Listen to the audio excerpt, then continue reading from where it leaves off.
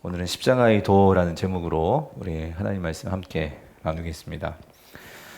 지금 큐티하고 있는 이 고린도전서는 교회 공동체라는 상황에서 이 사도 바울이 이 교회 안에서 벌어진 다양한 문제들, 이 문제들에 대해서 어떻게 해결할지 거기에 대해서 답을 주는 목회 서신입니다. 많은 문제들이 있는데 이 고린도 교회의 가장 큰 근본적인 문제는 뭐냐 하면 그것은 교회 공동체의 분열이었습니다. 이 분열이 일어나니까 그러니까 공동체가 이제 깨어지면서 틈이 생기잖아요. 그러니까 틈이 생기니까 거기에 뭐가 들어올까요? 갖가지 죄악들이 들어오는 거예요. 그래서 그 죄악들이 들어오면서 그러면서 이 교회에 온갖 문제들이 이제 발생이 되는 거죠. 교회에 서로 다른 그 지도자들의 이름을 빙자하여서 이제 편을 막 가르고, 그리고 세속적인 관점에서 서로들이 막 생각을 하고 네가 옳다 내가 옳다 그러고 있고, 또 이런 분열 때문에 결국 뭐에까지 영향을 미치냐면 예배요, 예배. 그래서 이 고린도 교회의 초대교회의 가장 아름다운 교회의 전통인 이 성만찬, 이 성만찬에서도 문제가 생기게 되고, 또 이 교회 안에서 이 간음의 문제, 그리고 이 성적 이 타락의 문제, 이런 문제들이 발생되는데도 사람들은 그것을 쉬쉬하고 그것을 못 본 척합니다. 그리고 심지어 괜찮다고까지 그렇게 말하는 사람들이 나오고요. 또 성도들 안에 어떤 경제적인 이런 물질적인 갈등이 생기는데 이것을 그 공동체 안에서 스스로 해결하지 못하니까 그 문제를 가지고 세상 법정에 나가서 이 법정 소송을 하면서 교회가 세상에게 요즘 말로 말하면 욕을 먹는 이런 일들이 벌어지고요. 그리고 우상 숭배 문제, 그리고 또 우상에 바쳐진 이 고기를 먹네 못 먹네 하면서 또 먹는 사람들은 믿음이 없다 하고 먹지 않는 사람들은 믿음이 있다 하면서 서로를 정죄하고요. 또 신령한 은사가 있다 해서 방언은 하는 사람들은 자신의 은사를 가지고 서로 자신의 신앙들이 높다 낮다 하고, 그리고 그러면서 이 삶은 여전히 세상 사람들과 구분이 없는 이런 모습들이 교회에 이제 바닥에 이런 문제들이 가득 차게 되어 있습니다. 그러면서도 이 고린도 교회 성도들은 하여튼 이 영적 자부심만은 아주 그냥 대단했죠. 자신들이 신령하다라고 생각하면서요. 그러나 그들의 삶은 세상 속에서는 여지없이 무기력했고, 또 복음의 능력이 뭔지 그런 능력들은 볼 수 없는 이 교회의 모습. 성도님들, 이런 모습을 보는 바울의 심정은 어땠을까요? 한마디로 찢어지는 거죠. 어떤 다른 지역보다도 이 사도 바울이 1년 6개월, 거의 2년 가까이 심혈을 기울여서 교회를 세우고 목회했던 바로 그 고린도 교회가 이렇게 될 줄 누가 알았겠어요? 그래서 사도 바울이 이런 모든 문제들에 대해서 이제 어떻게 해결할 건가? 그래서 이 답을 주는데, 이 모든 답의 근본, 이 문제를 해결하는 열쇠가 뭐냐? 바울은 이거다라고 말하는데, 그것은 이 교회 뭐가 문제냐? 복음의 확신의 문제가 있었다라는 거예요. 그래서 이 십자가의 복음이 뭔지를 다시금 이 교회에 말씀하는 내용이 이 1장부터 이제 4장까지 나오는 내용입니다. 그래서 여러분, 이 고린도라는 좀 지역을 좀 우리가 좀 보면은요, 그 PPT를 보면, 제가 넘겨볼게요. 넘겨지나요, 이제? 되네. 자, 이게 고린도입니다. 고린도. 이 고린도라는 지역인데, 설명을 드릴게요. 사도 바울이 이제 고린도 교회는 2차 전도 여행 때, 이 사도 바울이 이 세운 교회가 고린도 교회죠. 그래서 사도 바울이 안디옥에서, 여기 보이시죠? 안디옥에서 이제 출발을 하죠. 그래서 안디옥을 거쳐서 다소를 거쳐서 더베를 거쳐서 여기 비시디아 안디옥, 거기에서 꿈을 하나님께서 자꾸만 안디옥에서 사도 바울은 이 북쪽으로 가려고 했었는데 하나님께서 그 길을 자꾸 막으시는 거예요. 그러면 남쪽도 막으시고, 그래서 결국 서쪽으로 가게 되죠. 서쪽으로 가게 되면서 이 드로아까지 성령의 강권하심으로 사도 바울이 나아가게 되죠. 그리고 드로아에서 이제 바울이 환상을 보죠.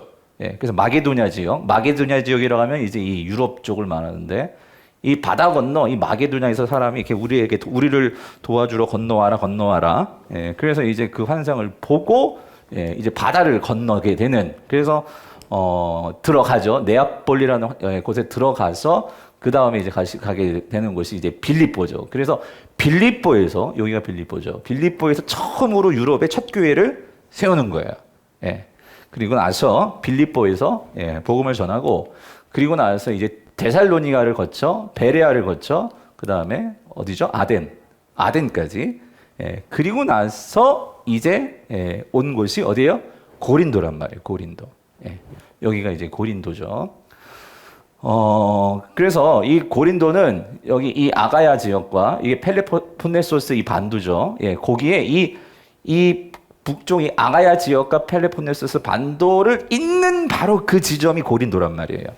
예, 그래서 이걸 조금만 확대해 보면, 자, 이게 예, 이제 바다를 끼고 있는 이 고린도, 지금의 고린도 사진이고요. 자, 여기 잘 보세요. 그러니까 여기 고린도라고 여기가 고린도예요. 예, 이 고린도인데, 그러니까 이렇습니다.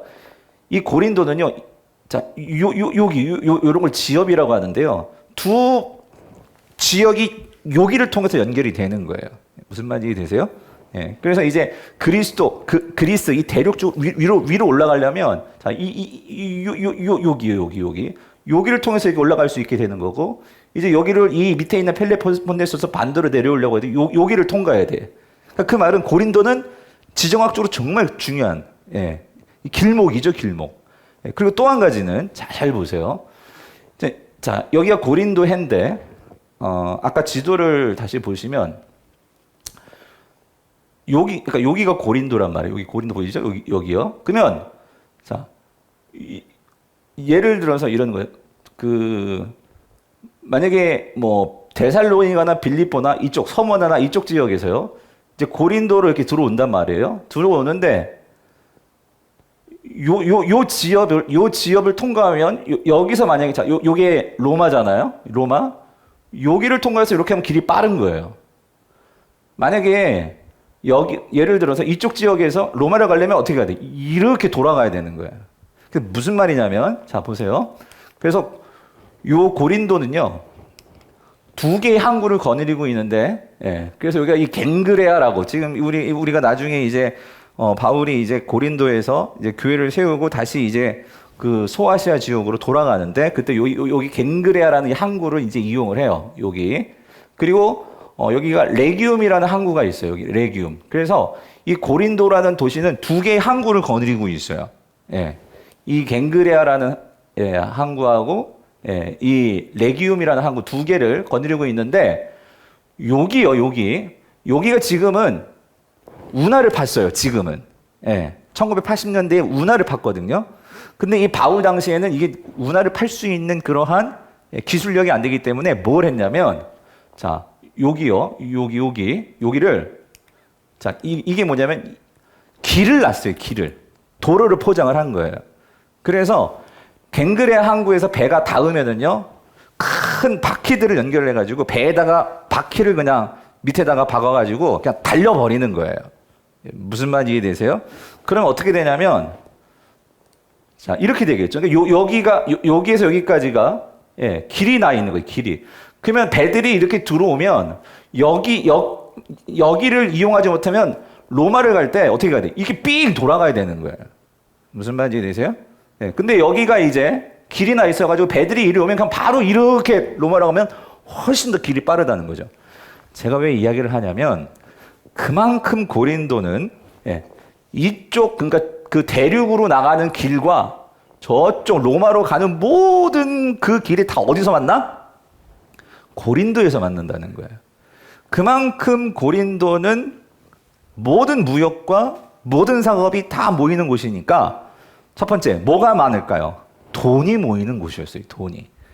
그리고 웬만큼 이제 산다면 사람들이 어디로 몰려드냐면 고린도로 몰려드는 거예요. 그래서 이 고린도는 요즘 말로 하면 신도시였어요. 예, 신도시로 그렇게 개발한 곳이 고린도란 말이죠. 예.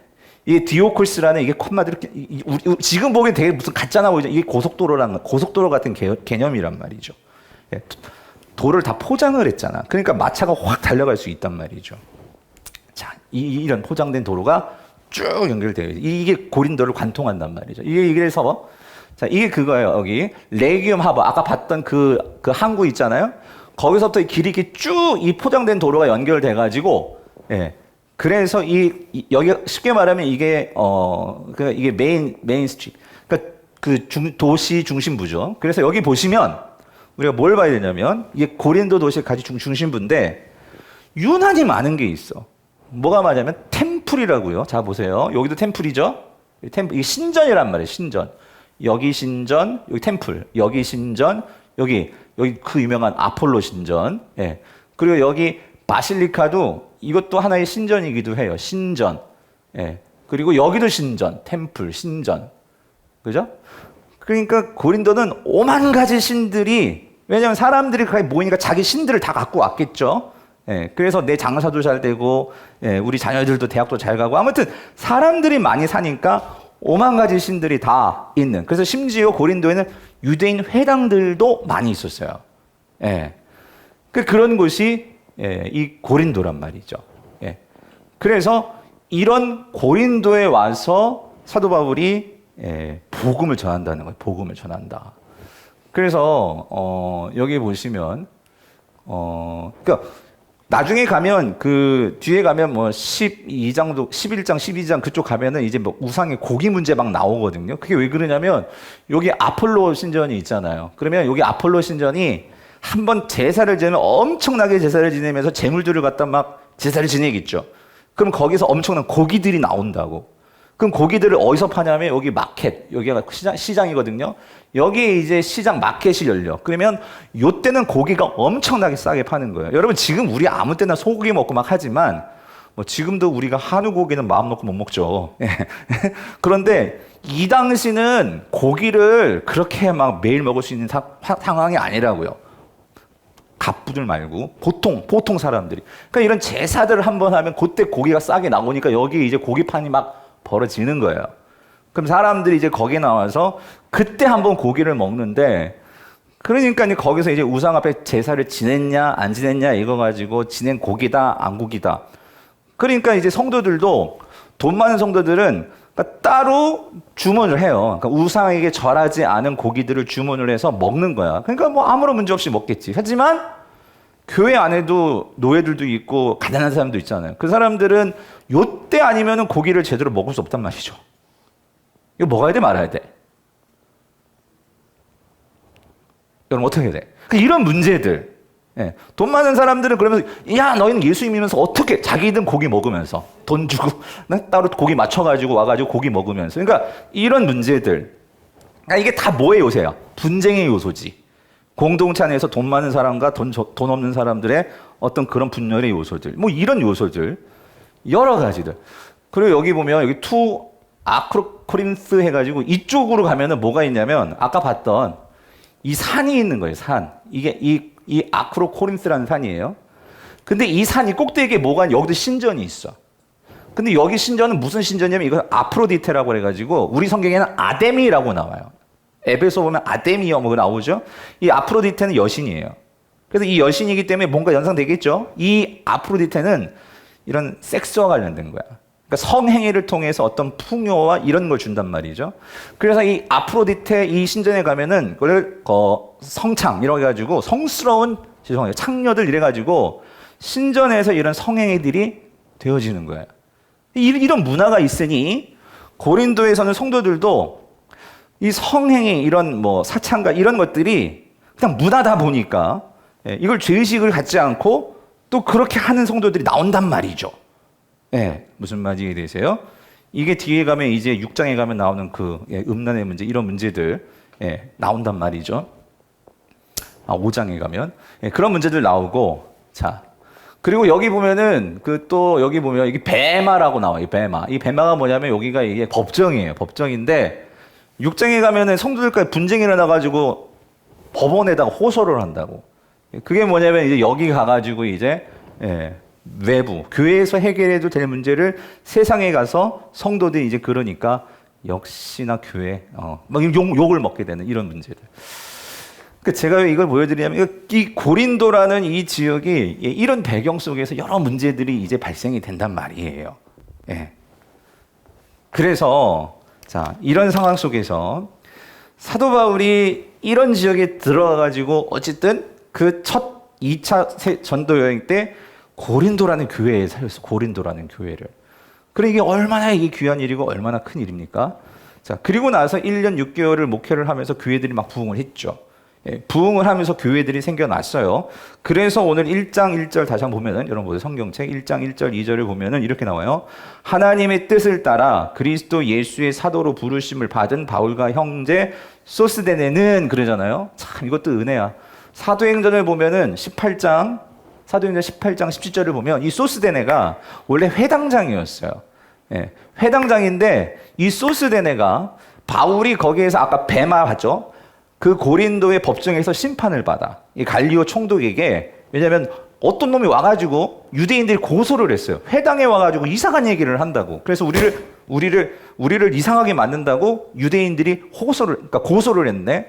근데 갈리오가 이건 니네들 문제니까 이건 내가 처리할 문제가 아니야 하면서 이렇게 풀어줬어요. 풀어줬더니 이제 유대인들이 이 소스데네 막 때리고 막 아무튼 이 회당장. 근데 나중에 이 소스데네가 맨 처음에는 회당장인데 하여튼 이런 일들을 통하면서 바울을 보면서 회심을 하게 돼. 예. 근데 그래 그 사람이 소스데네인데 자 어쨌든 그래서 그 소스데네가 지금 고린도 그러니까 교회에서는 어떤 중심 인물이 된 것 같아. 그래서 이 고린도전서를 보낼 때 편지를 쓸 때 바울이 그 옆에 두고 그 이름을 거론하는 거죠. 그래서 바울과 형제 소스데네는 자 2절 보세요. 2절 같이 읽어볼게요. 시작. 고린도에 있는 하나님의 교회 곧 그리스도 예수 안에서 거룩하여지고 성도라 부르심을 받은 자들과 또 각처에서 우리의 주 곧 그들과 우리의 주 대신 예수 그리스도의 이름을 부르는 모든 자들에게. 그 바울 서신에서 교회를 설명하면서 이렇게 장황하게 설명하는 것이 많지는 않아요. 근데 여기서 이제 바울이 얼마나 마음속에 이 고민과 문제 속에서 이 교회에 대해 설명한지를 우리가 읽어볼 수가 있는데 그 무슨 말이냐 보세요. 고린도에 있는 하나님의 교회 그랬어요. 그렇죠? 이게 왜 하나님의 교회냐? 이단 아니에요. 여기 하나님의 교회는 그죠? 이것은 이상하게 하나님의 교회가 있어가지고 그 교회라는 뜻이 헬라어로 에클레시아잖아요. 근데 에클레시아는 원래 이거는 그 정치적 용어예요. 그러니까 뭐냐면 정치적 모임. 그러니까 이 헬라 지역 내에서 이 도시국가에서 어떤 정치, 어떤 목적을 이루기 위해서 모인 사람들을 에클레시아라고 하는 거예요. 근데 이 그런 에클레시아를 그대로 이 초대교회가 그들의 모임을 교회라고 하는 거예요. 교회, 에클레시아. 근데 이 교회는 어떤 우리가 세상적인 어떤 목적을 두고 정치운동 하려고 모인 게 아니라 누구의 교회라고? 하나님을 위해 모인 교회라는 거죠. 하나님의 교회. 예.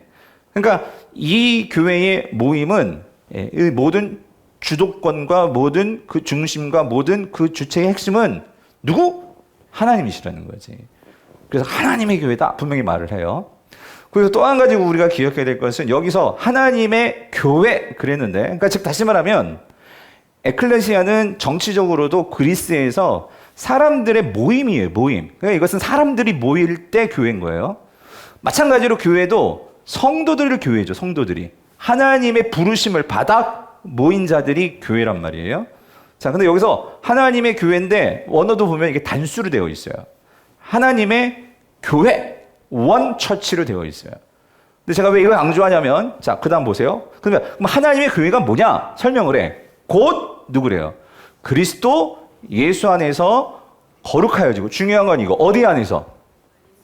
그 기억하, 나중에 뒤에 가서 설명드릴게요. 그리스도 안에서라는 거예요.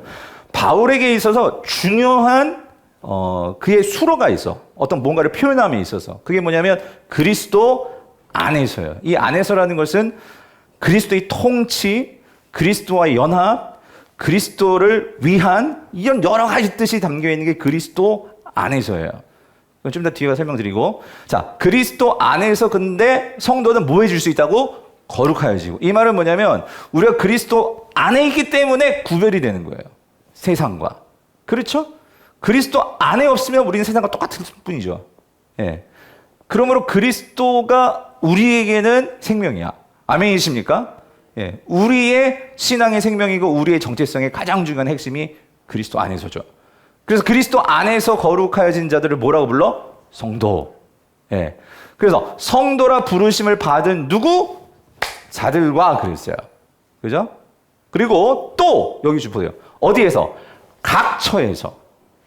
각 처에서 우리의 주, 곧 그들과 우리의 주 대신. 이거 잘 보세요. 그들, 우리, 예. 그들과 우리의 주 대신 예수 그리스도의 이름을 부르는 모든 자들이 뭐다? 교회다는 거예요. 자, 이게 무슨 말이냐면 이런 거예요. 그러니까 지금 여러분, 이 고린도의 교회는 어떤 모습이었을까요? 이게 무슨 질문이냐면 여러분, 우리가 이 이제 서신서를 읽을 때 여러분이 조금 한 가지만 조금만 더 이렇게 상상력을, 아니 좀 생각을 해 주셨으면 좋겠어요. 그러면 우리가 이런 서신서를 읽을 때 조금 더 제가 아까 이렇게 사진도 보여주고 그러는 게 왜 그러냐면 그때를 한번 생각해 보면서 이 본문을 읽어보라는 거예요. 왜냐면 그것이 될 때 좀 더 이해가 쉽던 거죠. 고린도 교회는 지금 이 바울이 이런 교회의 설명을 하는 그 근본 목적은 뭐냐면 지금 우리가 봤죠. 1장에서 지금 이 교회의 문제가 뭐라고요? 분쟁이에요. 근데 누가 분쟁을 하지? 성도들인데 어떻게 성도들이냐면 고린도에는 여러 가정교회들이 있었어요. 그러니까 지금 이 고린도의 교회는 어떤 성전이 있고 이렇게 예배당이 있고 그렇게 모이는 게 아니에요. 예를 들어서 뭐 우리 김 권사님 댁에 뭐 박 권사님 댁에 지금 그런 집들에 모여서 지금 예배하고 있는 거예요. 무슨 말인지 이해되세요? 예. 그러니까 이건 가정교회야. 지금 다 가정교회. 가정교회인데 이제 뭐 쉽게 해서 이런 거예요. 여러 가정교회들이 모이니까 우리 가정교회가 좋아 하면서 그건 이해돼. 근데 좋아하면서 어떻게 하면 옆에 다른 가정교회들을 비방하고 이렇게 낮게 보고 이런 문제들이 생긴 거예요. 근데 바울이 뭐라고 하냐면 너희들이 지금 모이는 처소가 다 다르지만 근데 너희는 다 똑같은 뭐야? 한 교회라는 거예요. 무슨 말인지 이해되세요? 여러분 여기서 우리 한 가지 중요한 포인트가 있어요. 우리도. 무슨 말이냐면 이게 우리도 똑같은 개념이 있어요. 우리는 지금 강북 우리교회로 모였죠. 여기 밑에 내려가면 우리 중앙교회도 있고 여기 조그만 가면 조그만 우리 저기 성결교회 교회 하나 있어요. 또 저기 가면 우리 성실교회, 우리 경기도 가장 큰 교회죠. 예, 우리 하여튼 예, 경기노회 시찰 안에서. 그러니까 근데 중요한 건 우리는 결국 이거예요. 하나님의 교회. 결국은 우리 모두 다 어느 교회야? 한 교회예요, 사실. 그렇죠. 그렇다면 이거죠. 우리 교회만 잘 되면 돼? 그게 아니란 말이에요. 그래서 물론 지금 교단도 다르고 뭐 교파도 다르고 다 달라. 그렇지만 우리가 이런 말씀을 할 때 우리도 생각해 봐야 되는 거예요. 뭐냐면 그래도 우리 교회 정도는 지금 자립교회예요. 근데 우리 주변에도 미자립교회 많거든요. 근데 그런 교회를 여러분 지나다니면서 관심 한번 가져보셔야 된단 말이지. 예. 저 교회 성도들은 누구며 목사님은 어떻게 목회를 어떻게 할 것이며 어렵지는 않을까? 뭐 이런 생각들 말이에요. 예? 그래서 우리가 도울 수 있다면 어떻게 좀 도울 수 있고 여러분들이 정말 그런 교회들이 있다면 저한테 말해 주시고 그래서 우리가 어떻게 도울 수 있을까? 전도해서 어떻게 도울 수 있을까? 뭐냐면 이게 지금 바울이 원하는 게 아니라 주님이 원하시는 거야. 근데 자칫 잘못하면 우리도 이거지. 우리 교회만 잘 되고 우리 교회만 커지고 우리 교회만 이렇게 되면 돼. 우리 교회만 생각하면 뭐. 근데 지금 말하잖아요. 하나님의 교회는 하나님의 교회들 그래야 되는데 그러지 않고 하나님의 뭐? 교회 이렇게 말하고 있단 말이지. 예?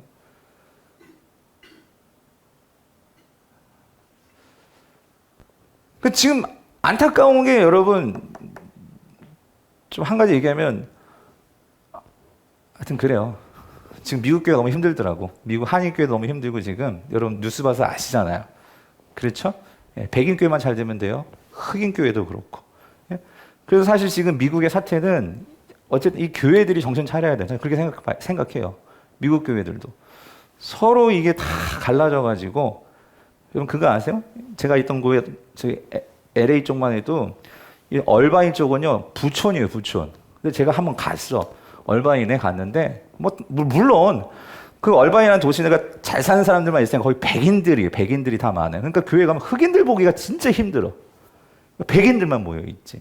예. 그리고 이러다 보니, 근데 교회는 사실은 흑인이든지, 백인이든지, 그러니까 교회 이런 거지. 나이 드신 분이든지, 젊은 청년이든지, 대학을 나왔든지, 못 나왔, 이런 게 중요한 게 아니죠. 그렇죠? 각 처에서 중요한 건 이거예요. 우리 주 곧 그들과 우리의 주 되신 예수 그리스도의 뭘 불러? 이름을 부르는 모든 자들. 예. 그게 원처치, 원바디. 이게 한 교회란 말이죠. 아멘이십니까? 우리가 항상 이거를 머릿속에 넣어놓고 혹시 우리도 이 자기중심주의가 이 교회 안에서도 우리 교회 중심, 혹시 우리가 그렇게 흘러가진 않나, 그것을 생각해 봐야 한다는 거죠. 자, 그래서 이런 하나 교회가 돼야 되는데, 더불어서 9절도 볼게요. 9절 같이 읽어봅시다. 시작. 너희를 불러 그의 아들 예수 그리스도 우리 주와 더불어, 자, 뭐예요? 교제하게 하시는 하나님은 어때요? 미쁘시다예요. 그래서 자, 너희를 뭐예요? 불러. 그러니까 하나님께서 너희를 불렀죠. 불러서 모아놨어. 그게 교회란 말이에요. 그죠?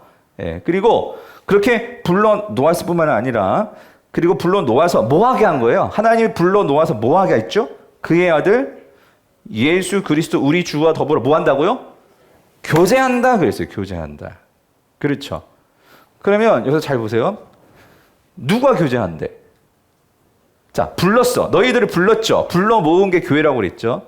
그럼 교회 안에서 하는 일이 뭐라고? 교제하는 거예요. 누구랑? 그의 아들 예수 그리스도 우리 주와 더불어 어떻게?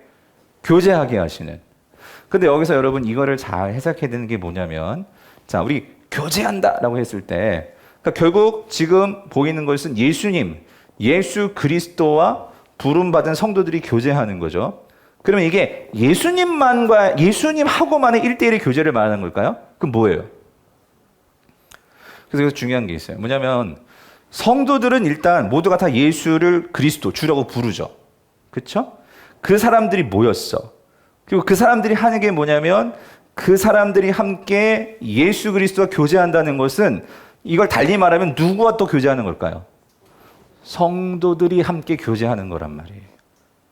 무슨 말인지 이해되세요? 그래서 여기서 이 교제한다라는 단어가 그 유명한 코이노니아거든요. 그래서 이 코이노니아라는 뜻은 뭐냐면 참여를 말해. 참여하는 거예요. 그러니까 우리가 그리스도 안에 참여하죠. 이게 교제란 말이에요.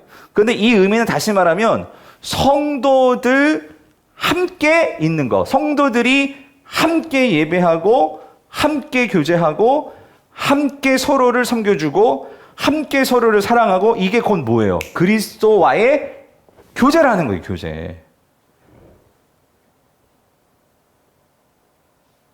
그러므로 여러분 이거예요.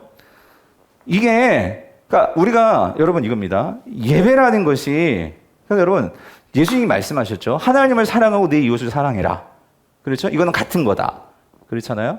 제가 지난주도 말씀드렸지만 하늘에 계신 우리 아버지란 말이에요. 나의 아버지가 아니라. 그 교회에서 우리가 항상 잊지 말아야 될 것은 그리스도와의 교제, 그리스도의 연합을 주님과 나만의 어떤 독대만 생각하시면 안 돼. 그럼 그 예수 그리스도를 부르는 성도들과 나는 어떤 교제를 갖고 있는가를 여러분이 보셔야 된단 말이에요. 내가 하나님과의 교제는 좋은데 왠지 성도들과의 관계에서는 자꾸 뭔가 껄끄럽고 이렇게 힘들고, 그럼 여러분 정말 하나님 앞에서 내가 성격이 문제인지, 내 마음이 정말 이렇게 좁아 터져서 그런 건지, 아니면 다른 사람도 이상한 건지, 그 부분에서 우리가 정말 하나님 앞에서 기도하고 나 자신을 돌아봐야 되고, 우리가 진짜 그리스도와 교제한다는 그 의미는 그래서 뭐예요? 혼자 신앙생활은 없어요. 같이 연합해서 같이 함께. 근데 바울은 이거를 지금 어떻게 더 확장시키냐면, 9절을 딱 말하고 나서 그 다음에 10절부터 나오는 게 뭐냐면 이제 아볼로파, 바울파, 베드로파, 그리스도파 이 얘기거든요. 그 말은 지금 교회들이 가정교회가 각 이렇게 흩어져 있어. 흩어져 있지만 그런 교회들은 자기들만 그렇게 교제하고 짝짝꿍 하면 돼? 안 돼? 안 된다는 거예요. 그 교회, 이 교회 모두가 다 그리스도 안에서 한 몸이죠. 흩어져 있는 몸이죠. 우리가 서로를 위해서 같이 기도해주고 같이 위해주고 어려움이 있으면 같이 도와주고, 그런 면에서 우리가 고린도전서, 고린도후서를 보면 바울이요, 이 모든 아가야 지역에 있는 교회들에게 마게도냐 지역도 마찬가지. 지금 저기 예루살렘에 있는 교회가 극심한 어려움에 빠졌어. 그랬을 때 뭐라고 하면 너희들이 몸이기에 그들을 뭐해라? 도우라 얘기를 한다. 도우라고. 왜? 한 지체이기 때문에. 그런데 그들은 누구예요? 그들은 나하고 인종도 달라. 피도 달라. 유대인들이잖아. 근데 그 유대인들을 누가 도와요? 마게도냐 사람들, 아가야 사람들이 돕는단 말이죠. 성도님들, 우리가 십자가의 복음 하는데 십자가의 복음에 능력하는데 하나님의 능력이라고 말하는데 제가 오늘 참 설교 준비가 너무 힘들었어요. 왜냐하면 이거 너무나 잘 아는 것 같으면서도 잘 모르는 것 같아. 그리고 너무나 잘 아는데 너무 잘 알아서 그런지 그것이 우리의 삶으로 나타나지가 않아. 무슨 말이냐면 여러분 얼마나 교회 다니면서 우리가 복음 얘기 들어요. 그리고 십자가 얘기 많이 들어요. 근데 이 성도들도 그 십자가 얘기 많이 들었을 거라고. 그런데 문제는 뭐냐면 그렇게 예수 그리스도를 주로 부르고 결국 그리스도의 가장 큰 상징, 그리스도의 가장 큰 의미는 십자가잖아요. 이 십자가를 엄청나게 들었을 거라고. 그런데 그들이 지금 뭐 하고 있어? 교제하지 못해. 넌 나하고 달라. 넌 나하고 생각이 달라. 그러면서 하나 되지 못하고 있어. 여러분 정말 미국을 보면서 가슴 아프고 기도해야 되는 건 뭐냐면 이런 거예요. 그 청기도 신앙으로 그들이 그렇게 신앙의 자유를 위해서 미국을 세웠고, 그리고 처음에는 그들이 인디안들하고 그렇게 사이가 안 나빴어요. 백인들이 와가지고 농사 짓는 방법 모르니까 인디안들이 와서 도와주고 추수감사할 때는 같이 인디안 불러놓고 같이 밥 먹고 했었는데, 이 백인들이 좀 살만해지니까 그 가운데서 또 이상한 사람들이 이제 저기 유럽 본토에서 이주해 오면서 이 땅 따먹게 하면서 그때부터 인디안들을 착취하고 몰아내고, 그러면서도 이제 주일날 보면 교회는 예배는 드리죠. 하나님 우리에게 정말 안전을 주시고 먹을 것을 주시고 잘 먹고 잘 살게 해주세요. 그러면서 저 인디안들을 정말 다 물리칠 수 있게 해주세요. 이러면서 그게 복음이 되어버린 거예요. 그게 복음이. 그런데 오늘 지금 이 고린도 교회 성도들도 지금 그런 판이에요. 그런 판. 여러분 제가 아까 여러 템플을 보여드렸죠. 여러분 제가 아까 우리 김대상 전도사 그런 얘기 해봤는데 여러분 생각해 보세요. 지금 헬라인이에요. 그리스 이방인이라고. 이방인들은요 여러 신들을 믿어요. 그리스 신화만 해도 얼마나 많은 신들이 많아요? 로마 신화만 해도 얼마나 많은 신들이 많습니까? 그들은 사랑을 원하면은 아프로디테한테 가야 돼. 그리고 바다 여행을 가려면 포세이돈 신한테 가야 돼. 그리고 내가 뭔가 큰 힘을 얻으려면 제우스 신한테 가야 돼. 그러니까 신들이 다 전문화가 되어 있어. 전문 분야가 있어. 그러니까 내가 어떤 분야에서 뭔가 그 신한테 가야 돼. 가서 제사도 지내고 하여튼 그래야 돼. 그러니까 1년 달력을 놓고 보면 제사 지낼 일이 한두 번이 아니에요. 그런데도 그 고대 그리스 사람들은, 로마 사람들은 그렇게 많은 신들을 섬기면서 살았어요. 그런데 여러분 지금 바울이 그 고린도에 들어가가지고 전도를 했네? 근데 뭘 전도를 하냐면 십자가에 달린, 로마법에 의해서 십자가에 달려 죽은 그 유대인이 구원자래. 이거 믿겠어요, 여러분? 한번 생각해 보시라고. 십자가에 왜 달려 죽었어? 로마의 정치범 아니야? 그 유대인 한 30 몇 살 그 청년? 뭐 예수? 그것도 시골 총구성 나사렛 출신? 뭐 예수? 근데 십자가에 죽었는데 그게 신이야? 그러니까 여러분 이게 믿어지겠냐고요. 예. 그런데 바울이 그 고린도에 들어가서 전도를 했는데 열매가 있었어. 어떻게 그들이 예수를 믿게 되었을까? 어떻게 믿게 되었어요? 어떻게 믿게 되었을까요, 여러분? 여러분 지금도 세상 사람한테 나가가지고 전도지 갖고 나가보세요. 예수 믿어. 그 사람들이 쉽게 예수 믿어요? 쉽게 안 믿어요. 근데 이 당시에는 그들이 정말 이 여러 신들을 믿고 있고, 아무튼 그런데 그것도 그 십자가에서 그렇게 죽었는데, 예? 그런데 그거를 구원자라고, 그거를 신이라고 믿으라고 하니 누가 믿겠냐고요. 근데 믿는 사람들이 나왔단 말이죠. 왜 믿게 되었을까? 그래서 여러분 여러 가지 이유가 있겠지만, 그 상황적으로 볼 때 이렇게 설명하는 학자들도 있어요. 처음에 많은 사람들 가운데 기독교의 어떤 매력을 느낀 한 가지 이유 중 가운데 한 가지는 그러니까 이런 거죠. 처음에는 그렇게 쉽게 그 기독교로 들어온 게 아니라 바울도 맨 처음에 전도를 할 때는 어디 가서 복음을 전하냐면 첫 번째는 유대인의 회당이에요. 회당. 예, 회당에 들어가서 먼저 복음을 전하면서 누구를 먼저 포섭을 하냐면 전도를 하냐면 그러한 유대교에 관심이 있는 헬라인들이에요. 성경은 그런 사람들을 경건한 자라고 얘기하거든요. 예. 근데 이들의 특징은 그들이 많은 그 로마의 신들, 그리스의 신들을 섬기다가 보니까 이 유대교는요, 신이 몇 개예요? 딱 하나야, 딱 하나. 그러니까 이 신만 섬기면은 모든 게 다 해결이야. 얼마나 편해. 달력 보면서 막 여기저기 저기 신들을 기억하고 제사를 지내야 되는데 여기를 믿으면 한 번이면 돼. 일주일에 한 번만 가면 돼. 예? 안식일에. 그거 하나면 돼. 그러니까 거기에서 사람들이 뭐예요? 매력을 느끼는 거지. 예.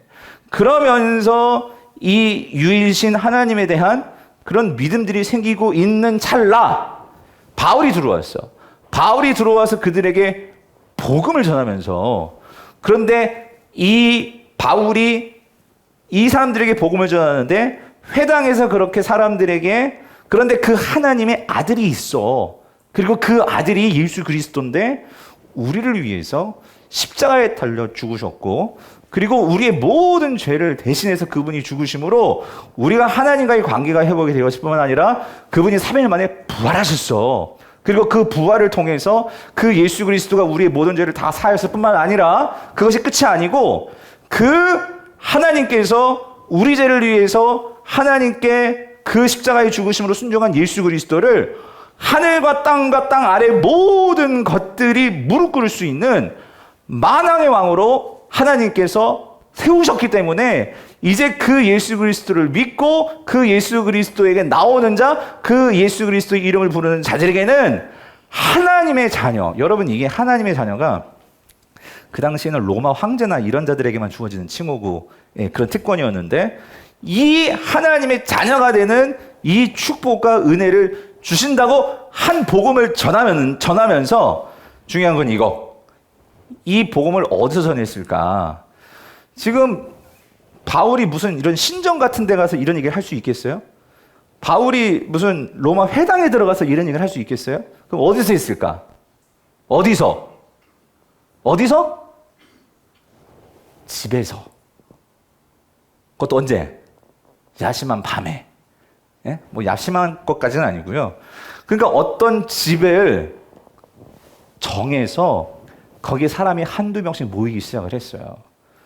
그리고 한 사람씩 들어와가지고 그 가정에 모여서 뭐 했냐면 이 사람들이 제일 먼저 모이면 뭐 하냐면 밥부터 먹어. 예. 밥부터 먹고 그리고 밥을 먹고 그리고 그 예수 그리스도가 그런 하나님의 아들이시고 그 하나님께서 십자가에 그 아들을 죽이심으로 우리에게 진정으로 보여주신 것은 뭐냐면 사랑이야. 우리를 끝까지 사랑하시는 그 하나님의 사랑을 보여주셨어. 그리고 그 사랑이 우리를 하나님의 자녀가 되도록 우리를 그렇게 불러주셨어. 이 복음을 전하면서 그런데 여러분 이거예요. 이거 잘 보세요. 이렇게 복음을 전하지만 이것만 있었던 게 아니란 말이에요. 사도 바울은 뭐가 있었을까? 이렇게 복음을 전하면서 그 복음대로 그 공동체에 모인 사람, 그 가정교회에 모인 사람들은 그 말씀대로 실천하기 시작했어요. 어떻게? 그 집에 있는 주인도 노예도 같은 밥상에서 밥을 먹기 시작을 했어요. 그전에 어떤 주인도 노예나고 밥상 겸상 안 해요. 여러분 우리나라 양반 노예도 마찬가지겠죠? 그 밥상에서 노예하고 주인하고 밥을 먹기를 시작을 했고 그리고 더 놀라운 것은 성찬식을 하는데 빵을요. 한 빵을 주인이 뜯은 빵을 옆에 있는 노예도 뜯고 옆에 있는 또 주인이 뜯고 그리고 나서 잔을 돌리는데 그것도 잔 하나야. 하나를 돌리면서 거기에 자기가 그 찢은 빵을 찍어가지고 그렇게 먹는 거예요. 이런 상황 속에서 사람들은 충격인 거야. 아니, 도대체 이 사람들은 뭐지? 예? 철저하게 계급 중심적이고 철저하게 노예와 종이 있었고 주인이 있었고 그런 사회 속에서 여기를 가면 주인도 없고 노예도 없고 그리고 뭐라고 하면 다 형제래. 형제 자매래. 왜? 우리는 하나님 안에서 하나님의 뭐가 되었죠? 자녀가 되었으니까. 그런 공동체에 들어오니 사람들이 어떻게 충격인 거지. 아, 도대체 여긴 뭐지? 예. 그러면서 그들에게 뭐가 들어와? 복음이 들어오는 거예요. 그러면서 그들에게 뭐가 오죠? 아, 십자가는 정말 그 하나님께서 우리를 위해 낮아지셔서 그 하나님이 우리를 위해서 죽으셨다고 맨 처음 믿어지지가 않았어. 그런데 이 모임에 오면 정말 그런 것 같아요. 왜? 이 사람들이 그렇게 사니까. 이 사람들이 실제로 노예하고 종하고 주인하고가 같이 어우러져서 같이 밥 먹고, 그리고 더 중요한 것은 서로 형제래. 자매래. 그렇게 사니까. 어떻게 되겠어요? 그러면서 이 사람들을 데리고 오는 거죠. 한 명씩, 야, 여기 한번 와봐. 여기 정말 달라. 그리고 또 중요한 건 뭐냐면, 아까 봤죠? 돈 있는 남자들은 그 당시 여자들이 세고 셌어요. 자기 돈으로 성행위, 사창가하는 거 아무런 죄가 되지도 않아. 그런데 이 복음은 예수 그리스도의 말씀을 따라 하나님께서 짝지어진 짝을 결코 나눌 수도 없고, 그리고 간음하면 안 돼. 그리고 남의 집 여자를 탐하면 안 돼. 이런 말씀들을 그대로 실천하면서 돈 많은 사람들도 그 여자, 자기 아내 하나만을 사랑하는 아내들이 좋아할까 안 좋아할까? 네, 여러분. 얼마나 좋아하겠어. 남편이 달라진 거야. 그러니까 이 아줌마가, 야, 여기 와봐. 여기 와봐. 남편들 변해. 남편들 변해. 하면서, 아, 진짜. 그러면서 모이면서, 여러분, 그게 가정교회예요. 네. 그렇게 되니 교회가 부흥되겠어, 안 되겠어? 부흥이 되는 거야. 처음에는. 근데 진짜 나중에 부흥이 되니까 이제 바울도, 아, 이 교회가 어느 정도 고린도에 이렇게 교회의 싹이 잘 심어졌어. 그래서 교회 리더들 세우겠죠. 신신당부를 했지. 그리스도의 복음 잊지 말고 교회를 그 그리스도가 보여주신 대로 십자가의 도를 따라 여러분들이 이 교회를 잘 먹게 하세요. 난 갑니다. 하고 그리고 나서 다시 돌아간 거야. 그랬는데 시간이 흘렀는데 이 교회가 어떻게 됐어요? 변질되기 시작한 거예요. 그렇게 주인도 노예도 하나가 돼서 겸상하고 했던 데가 이제는 어떻게 돼요? 서로 자기 중심적으로 이 기독교의 복음을, 마치 이 고린도는요, 지식과 지혜를 중요하게 여기는 헬라 문화, 헬라 철학이 가득한 곳이었거든요. 그리스도의 십자가도 지식적으로 이야기를 시작을 했어. 너 얼마나 성경 많이 알아? 너 얼마나 성경 많이 읽었어? 이런 식으로. 그러면서 넌 성경 말씀도 모르니? 어떻게, 이런 거 있잖아요. 그렇게 교회가 되어지면서 교회들끼리도 서로 경쟁하고, 야, 우리 담임 목사는 베드로야. 우리 담임 목사님 바울이야. 그러면서 서로 니네 교회 크네, 쟤네 교회 크네. 그러면서 교회가 문제가 생긴 거예요. 사랑하는 성도입니다.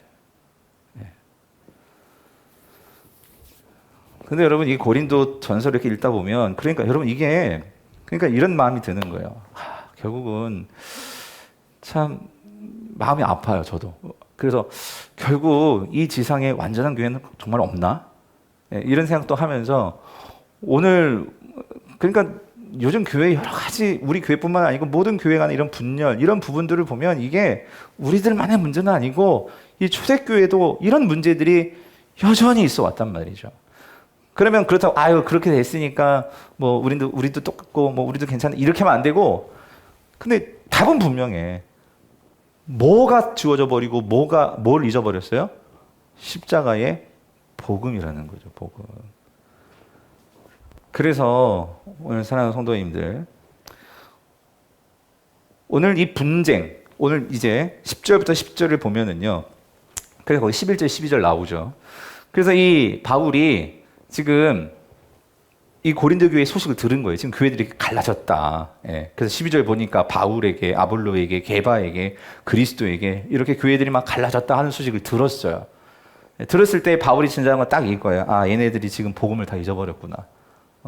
그리스도를 통해 우리가 받은 그 사랑이 무엇인지를 다 까먹어버렸구나. 그런 상황에서 오늘 사도 바울이, 그래서 17절 보세요. 17절. 우리 17절 같이 읽어볼게요. 17절. 오늘 보면 17절 시작. 그리스도께서 나를 보내심은 세례를 베풀게 하려 하심이 아니요. 그러니까 이것도요. 그러니까 바울이 이렇게 말하는 거예요. 보니까 바울이 고린도에서 그렇게 몇 명이지 세례를 많이 주지 않았어요. 그러니까 지금 바울이 내가 그때 세례를 많이 안 준 게 다행이다. 지금 그러면서 그런 상황에서 11절에서 하나님 나를 보내신 것은 세례 베풀려 한 게 아니야. 그러면 오직 뭐예요? 뭘 전해? 복음을 전하게 하려 하심이로되, 왜 말하죠? 말의 지혜로 하지 아니함은 그리스도의 십자가가 헛되지 않게 하려 함이라. 그래서 여러분 고린도전서 후서를 보면은요, 특히 후서에 사도 바울은요, 자기는 복음을 전함에 있어서 돈을 받지 않는다 그런 얘기 하거든요. 그래서 고린도 교회에서는 사도 바울은 철저하게 자기가 텐트 만들면서 사역을 했어요. 근데 그게 왜 그러냐면, 여러분 이것도 아셔야 돼. 여기서 말의 지혜로 하지 아니하면 이렇게 말한 게 왜 그러냐면요, 이 고린도 지역은 여러분 이런 거예요. 그 당시에는 뭐 요즘 우리 TV도 있고 재밌는 거 많지만 이 당시에 엔터테인먼트, 이 당시 사람들이 오락거리는요, 재밌는 이야기 들려준 사람한테 가가지고 그 이야기 듣는 거예요. 근데 그 들을 때 뭘 내야 될까? 돈을 내야 돼, 돈을. 돈을 내야 된단 말이지. 그래서 진짜 얘기 잘하는 사람들, 여러분 지금 요즘 우리도 그래요. 정말 유명한 강사들 강의 가서 강의 들으려면 많게는 100만 원 넘게도 내야 되고, 돈 내야 돼, 돈 내야 돼요. 그런데 그러니까 사도 바울은 그거예요. 난 돈 안 받는다. 왜 그러냐면, 왜? 어떤 사람 돈 많은 사람들은 이럴 수도 있어요. 말 잘하는 사람은 고용을 하는 거예요. 고용. 내가 당신에게 매달 얼마씩 줄 테니까 우리 집에 와서 좀 재미있는 이야기 좀 들려주셔. 이게 거래를 한다고. 근데 바울에게도 상당히 많은 사람들이 그렇게 고린도에서 거래가 있었다고 해요. 근데 바울이 그런 모든 것을 다 거부한 거야. 왜? 뭘 위해서? 여러분, 왜 그랬을까? 복음은 돈으로 사는 게 아니라는 거예요. 복음은 하나님의 은혜로 하나님의 강권적인 주권으로 주는 거지, 돈으로 직분을 사고 돈으로 권력을 사고 돈으로 복음을 사고, 여러분 그게 아니라는 거지. 그래서 사도 바울은 그렇기 때문에, 근데 여러분 바울이 돈 안 받고 항상 그런 건 아니에요. 빌립보 교회 같은 경우에는 돈 받으면서 그가 사역도 하고 후원도 받고 했어요. 근데 고린도는 특별히 사람들이 뭐가 많아? 돈 많은 사람들이 복음도 돈으로 살려고 했단 말이에요.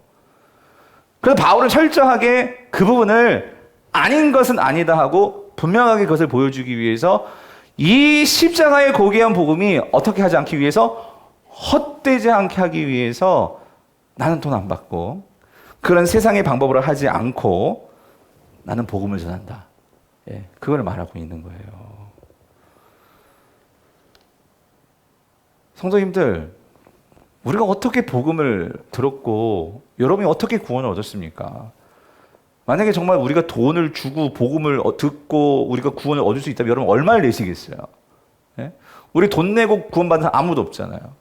근데 거기에 대해서 정말 우리가 감사하면서 감격하면서, 여러분 정말 이것이 얼마나 큰 은혜인지 우리가 그것을 생각하면서 살아가냐 말이죠. 그래서 18절 보세요. 18절. 이어서 이렇게 얘기하죠. 같이 읽어봅시다. 오늘 시작. 십자가의 도가 멸망하는 자들에게는 미련한 것이요 구원을 받는 우리에게는 하나님의 능력이라는 거예요. 그래서 여러분, 바울이 전하는 십자가의 도라는 게 뭘까요? 그래서 여러분, 도.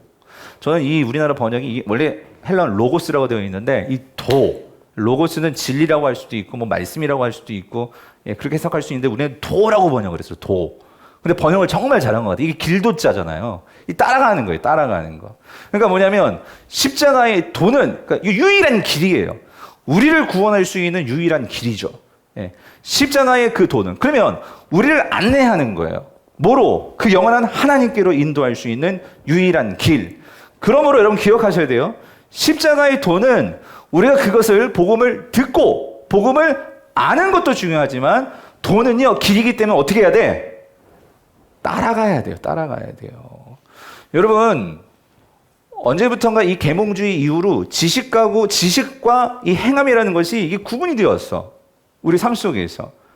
무슨 말이냐면, 여러분 그 17절에서요. 아까 17절이 아니고 몇 절이죠? 2장 2절 읽어볼게요. 2장 2절. 우리 2장 2절 같이 읽어볼게요. 시작. 내가 너희 중에서 예수 그리스도와 그가 십자가에 못 박히신 것 외에는 아무것도 알지 아니하기로 뭐예요? 작정하였음이라요. 자, 여러분 여기서요. 바울이 이렇게 얘기해요. 예수 그리스도와 근데 뭔가 부족한 것 같아. 그래서 곧바로 뭐라고 얘기해요? 그가 어떻게 했어요? 십자가에 못 박힌 것 외에는 내가 아무것도 이제 알지 않기로 작정했다. 이게 무슨 말이냐면 여기서 그리스도와 이렇게 돼 있잖아요. 와. 근데 이거를 조금 더 번역을 잘한다면 이렇게 번역할 수 있어요. 뭐냐면 지금 바울은 이렇게 말하는 거예요. 이 와라는 이 접속사는요. 이렇게 해석할 수 있어요. 아니 오히려 이런 식으로 번역할 수 있어요. 그러니까 무슨 말이냐면 이거예요. 내가 너희 중에서 예수 그리스도 그러니까 아니 다시 말해서 십자가에 못 박히신 예수 그리스도 외에는 내가 다른 것은 알지 아니하기로 작정했다 이 말이란 말이에요. 그러니까 이 말은 뭐냐면 사도 바울은요 지금 그의 모든 삶의 초점과 그의 모든 삶의 전부가 어디에 맞춰져 있어? 십자가에 맞춰져 있어. 근데 왜 그러냐면 잘 보세요. 여기서 안다라는 단어 있잖아요. 이 안다라는 단어가 이 헬라어는 이 오이다인데 헬라어에는 오이다라는 단어하고 안다는 게 기노스코라는 게 있어요. 그런데 헬라 철학에서 많이 쓰는 단어가 기노스코예요. 이건 지식적인 암이에요. 지식적인 암. 근데 지금 사도 바울은 의도적으로 기노스코를 쓰지 않고 오이다를 썼어요. 오이다는 건 뭐냐면 내가 그것을요. 이 오인다는 것은 무언가를 영적인 눈으로 꿰뚫어 보게 되는 거예요. 영적인 눈이라는 게 딴 게 뭐냐면은요. 우리가 그것을 내가 깨닫고 내가 그것에 감동해서 그리고 그것을 가지고 반응해서 그래서 그것이 정말로 삶 속에서 체득되어지는 거예요. 무슨 말인지 이해되세요? 사도 바울은 십자가를 지식적으로 그렇게 안 게 아니고 물론 처음에 그렇게 알았죠. 근데 그게 나하고 전혀 상관이 없고 맞지가 않아. 그런데 그가 다메섹 도상에서 예수 그리스도를 만났죠. 부활하신 예수 그리스도를 만났죠. 사울아 사울아 너 왜 자꾸 나 이렇게 핍박해? 이렇게 말을 했죠. 그런데 여러분 이것도 중요해. 예수님께서 사울아 사울아 네가 왜 나를 이렇게 핍박해? 그런데 사도 바울이 핍박했던 것은 직접적으로는 예수를 핍박한 게 아니라 직접적으로는 누구를 핍박했어요?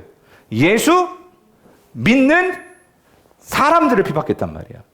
그런데 예수님은 그걸 뭐라고? 누굴 핍박한다고? 나를 핍박한다고. 여러분 여기에서 이런 거예요. 사도 바울이 오이다 했다는 건 뭐냐면은요.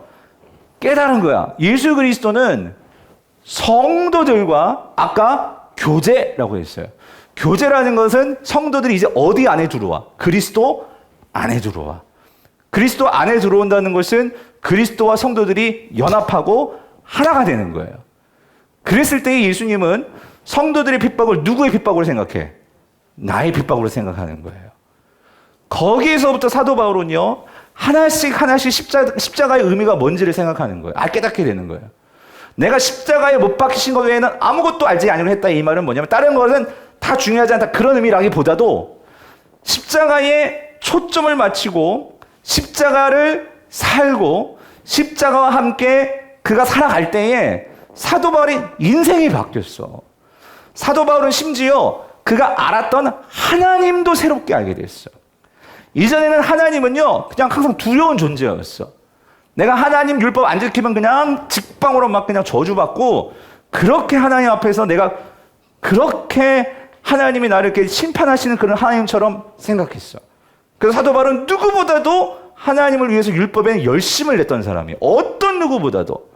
그런데 예수 그리스도가 나를 위해서 십자가에서 죽으심으로 나의 모든 연약함과 나의 모든 죄까지도 다 그분이 담당하셔서 그분은 하나님의 아들이신데 그분이 죽으시고 그 아들의 자리를 누구에게 내주셨어? 누구에게? 나에게 내준 거야. 그래서 사도 바울은 구약의 학자예요. 하나님께서 구약 성경에서 나는 너희의 아버지야 이런 식의 얘기를 해도 이스라엘 백성들은 하나님을 항상 두렵게만 생각해가지고 아버지라고 한 번도 부르본 적이 없었어. 근데 우리 주기도문 배웠죠. 예수님 뭐라고 하셔? 너희들은 하나님을 뭐라고 부르라고? 아버지라고 부르라고. 깨달은 거야. 왜 예수님은 주기도문에서 하나님을 아버지라고 부르나? 당신이 죽으시면서 그 아들의 자리를 누구에게 물려주셨죠? 오늘 저와 여러분들에게. 그래서 사도 바울은 감히 그 아들을 내가 친아들이라고 표현을 못하고 그래서 로마서에서 뭐라고 나는 양자되었다라고 표현하는 거예요. 입양되었다. 예. 근데 입양이면 어때? 내가 누구의 아들이 되었는데? 하나님의 아들이 되었는데. 예. 여러분, 사도 바울이 곰곰이 생각해 봤어요. 그리스에 가서, 여러분, 고린도에 오기 전에 아테네에 가서 사도 바울이 전도할 때, 근데 여기 봤더니 너무나 오만 가지 잡신들이 많아요. 여러분, 그리스에 얼마나 많은 신들이 많아요? 그러니까 바울이 전도할 때도 여긴 너무나, 그러니까 사람들이 모든 신들에서 관심이 있으니까 바울이 말하는 신도 한번 얘기해버려. 들어봐 주겠대. 이런 게 어디 있어요, 여러분. 거부하지 않고 잘 들어. 그런데 이렇게 보니까 너무 이 사람들이 그렇게 여러 가지 오만 가지 신들이 많다 보니까 바울이 뭐라고 했냐면, 그러니까 너희들은 이름도 모르고 알지 못하는 신들에게 지금 그렇게 경배를 했는데 그들 중에 하나님이 있을 수도 있어. 뭐 이러면서 복음을 전했는데, 거기에서 바울이 사실은 아테네에선 교회를 세웠어요, 못 세웠어요? 못 세웠어요. 예. 그들에게는 너무나 이 잡신들이 많으니까 포용적이긴 했지만 그들이 절실하지 못하고 복음이 들어가지를 못했어. 예. 그랬는데 결국 그래서 내려온 곳이 어디였어요? 고린도였단 말이죠. 예. 그런데 바울이 그러한 모든 세상의 지혜와 철학과 그런 것들이 가장 앞선다는 그리스도에 가봤어. 해봤는데 아무리 자기의 지식을 자랑하고 해도 자기가 그 모든 신들의 이야기를 그리스에서 보고 지금 고린도에서 보고 했는데 놀란 게 있어요. 여러분 그게 뭔지 아세요? 그리스에서도 보니까 여러분 그 그리스의 신들 중에서도 사람이 돼가지고 죽었다가 부활한 신들이 있는 거야. 무슨 말인지 이해되세요? 그리스 신화에. 그런데 이 세상에 그렇게 신들이 사람이 돼가지고 결국은 죽었다 부활하는 신은 있는데 누구 넘는 줄 아세요? 오늘 나를 위해서, 그 죄인 인간들을 위해서 그렇게 로마 사람들이, 그리스 사람들이 혐오하는 십자가에 죽는 신은 어떤 신도 없더라는 거예요. 오직 누구만? 하나님의 아들 예수 그리스도만. 바울은 거기서 뭐가 깨진 줄 아세요? 이게 왜 그러시냐고. 왜? 이거 뭐로 설명하겠어? 구약의 학자잖아. 이사야가 생각났어. 그의 찔림은 너희들의 허물을 위함이고 그가 상함을 받음으로 너희가 나음을 받았고, 예. 그는 정말로 허물 없는데 양같이 너희들을 위해서 도살장에 끌려가는 양처럼 죽은 거야. 이 이사야 말씀이 확 터져버린 거예요. 그게 하나님의 아들이구나. 예수 그리스도였구나. 이게 바울의 삶을 완전히 뒤집어버린 거예요. 그러면서 그는 뭘 깨달았냐면 예수 그리스도를 통해서 바울은 누가 더 분명하게 보였을까? 하나님이 분명하게 보였어요. 그 하나님은 나를 어떻게? 사랑하신다고. 내가 비록 실수했고 내가 비록 율법 어겼을지라도 너 그것도 하나 못 지켜? 야, 여러분 인간은요 악하니까 아무리 계모라도 그렇지. 애를 그 상자에다 집어넣는 이렇게 악한 인간인데 하나님은 그렇게 악한 인간일지라도 그에게 다시금 돌이킬 수 있는 기회를 주시고 기다려주시고 또 기다려주시고 다시금 그에게 기회를 주셔서 회복시키시는 게 하나님이시라는 이 하나님. 그러므로 바울이 고백하잖아요. 그 어떤 것도 하나님의 사랑에서 우리를 뭐 할 수 없어? 끊을 수 없느니라. 네? 사도 바울은 이거를 경험한 거예요. 이거를 경험한 자질이라면 여러분, 옆에 교회가 조금 나한테 좀 잘못하고 있어. 옆에 있는 형제가 나한테 조금 잘못해. 그렇다고 그 형제를 비방하고 욕하고 그럴 수 있겠어요? 내가 진짜 그 십자가의 도, 하나님은 우리를 위해서 무한한 사랑으로 희생하셨고 기다려주셨고, 예, 그거를 정말로 믿는 성도라면 그럴 수 있겠어요? 예. 하나님을 믿는 정말 그 성도라면, 내가 정말로 그런 사랑을 받은 자라면 정말 하나님께 짝 주신 이 짝을 내가 책임지고 사랑해야지. 조금 늙었고 조금 부족하다고 버려버리고 딴 여자 쫓아가고 이거 그러겠어요? 예? 내가 정말로 하나님의 사랑을 받았다면 어떻게든지 교회 안에서 기도하면서 그 문제를 풀어야지. 억울하다고 막 그냥 송사 걸고 세상에서 이거 판결해 주세요 그러면서 그러겠냐는 거지. 지금 바울이 얘기하는 거예요. 바울이. 예. 내가 진짜 고기가 먹고 싶어. 난 집에서 맨날 고기 많이 먹고 있어. 근데 고기가 먹고 싶어가지고 우상 앞에 제사 지낸 그 고기를 먹었어. 근데 어떻게 너 그걸 먹을 수 있어? 그러면서도 예수 믿어? 이럴 수 있냐는 거지. 예. 사랑하는 성도님들 말씀 맺을게요. 우리는 어때요? 우리는 정말 우리가 십자가의 도를 알고 따라간다면 우리가 정말 어떻게 우리가 신앙을 살아가야 할까요? 바라기는 우리 모든 성도님들이 오늘 이 사도 바울이 말하는 것처럼, 그래서 여러분 십자가는요, 그래서 여러분 우리 봤죠? 십자가 1장을 말하고 나서 십자가의 도가 하나님의 지혜고 하나님의 능력인데, 근데 여러분 이걸 아무리 우리 힘을 깨달을 수 있는 것이 아니고, 그래서 바울은 얘기해요. 이 하나님의 이 지혜와 하나님의 이 놀라운 능력을 깨닫게 해 주시기 위해서 우리에게 주신 분이 누구야? 성령님이에요. 성령님.